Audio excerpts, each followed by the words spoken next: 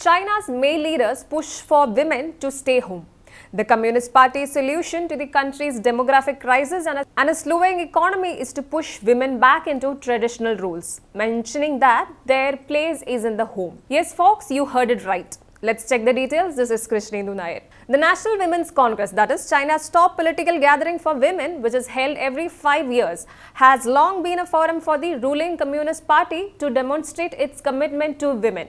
But this year, officials downplayed gender equality and focused on President Xi Jinping's goal for Chinese women, that is to get married and have babies. At China's top political gathering for women, it was mostly a man who was seen and heard. We should actively foster a new type of marriage and childbearing culture, Xi Jinping said in a speech at the closing meeting on Monday.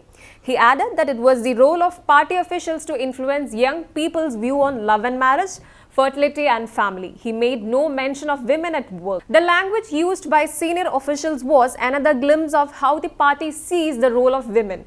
In a departure from a 2-decade tradition, Xi's deputy, Ding Xingxiang, failed to mention in an opening address at Congress a standard statement that gender equality is a basic national policy. The party desperately needs women to have more babies. China has been thrust into a demographic crisis as its birth rate has plummeted, causing its population to shrink for the first time since 1960s. It is also facing a social welfare system that is severely underdeveloped and unable to support a rapidly aging population, and leaders seem to want women to fill the gap.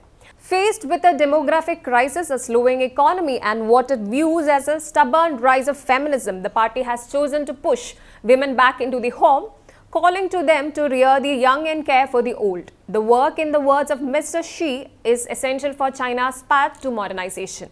The language used by senior officials at the Women's Congress in Beijing was another glimpse of how the party sees the role of women.